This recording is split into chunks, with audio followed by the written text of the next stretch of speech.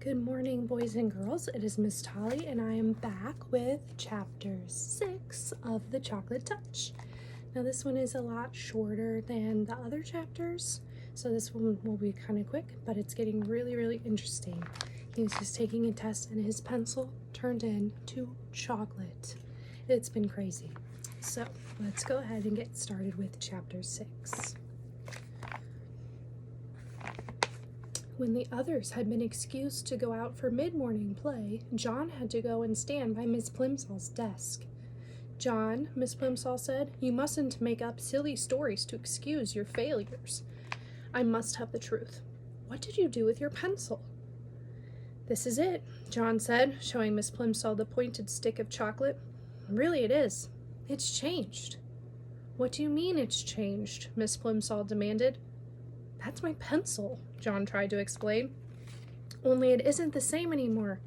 Nothing stays the same today if I put it into my mouth. The same thing happened when I chewed my gloves. They were chocolate too."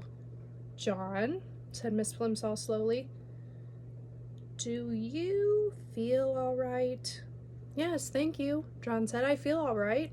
Except," he added, "I'm getting so thirsty.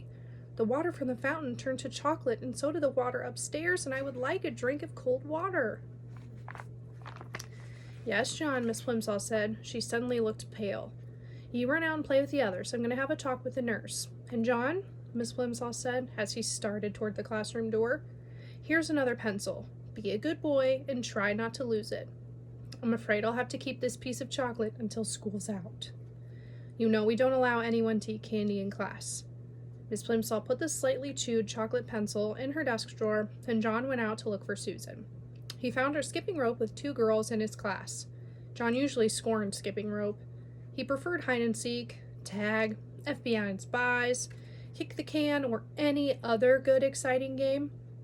Jumping up and down in one place just to avoid being hit by a rope seemed silly to him, but he was sorry for having spoiled Susan's silver dollar, and he was willing to make a sacrifice. "Susan," he said. Susan continued to bounce on one foot as her 2 friends swung the rope over and under, over and under, over and under her. She didn't seem to notice John. "I'll skip with you," he offered. Susan stopped, and the rope was caught by her shins. "Let's try doubles, backwards," she said, but not to John. She ignored John. "You go first, Betty. Ellen, you go second. I'll go last. The one who does it the most gets the first slice of my birthday cake." Susan looked at John, raised her eyebrows, shut her eyes, and stuck out the tip of her pink tongue. Then she turned back to the girls and smiled. Ellen whispered in Betty's ear, and Betty whispered in Susan's ear. Then all 3 of them looked at John and at each other and burst out laughing. "Oh, Susan," John protested. "I didn't mean to do it. The trouble is, there's something magic about me today. Everything I put into my mouth turns to chocolate." The girls giggled.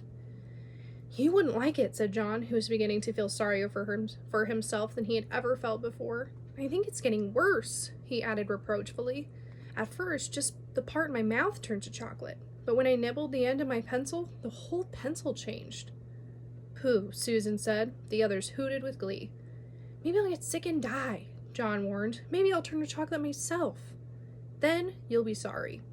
"I don't believe one word about the chocolate," Susan said. "And if it was true, you'd be glad, because all you ever like eating is chocolate." "If you don't believe me," John retorted, "just you give me that skipping rope and I'll prove it." Here is John talking to the girls.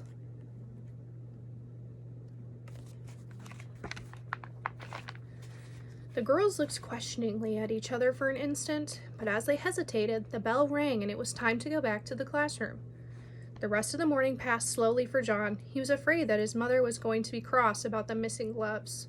She might not accept the excuse that he had eaten them. He regretted his messed up arithmetic test. He was sad about Susan's anger and disbelief, and he was getting terribly thirsty. Once during geography and once during art, he was excused to get a drink of water. Both times, however, he swallowed nothing but sweet chocolate. His mouth was getting stickier and sweeter and drier by the minute. And that is the end of chapter 6. So, I will be back tomorrow reading chapter 7. Have a great day, guys.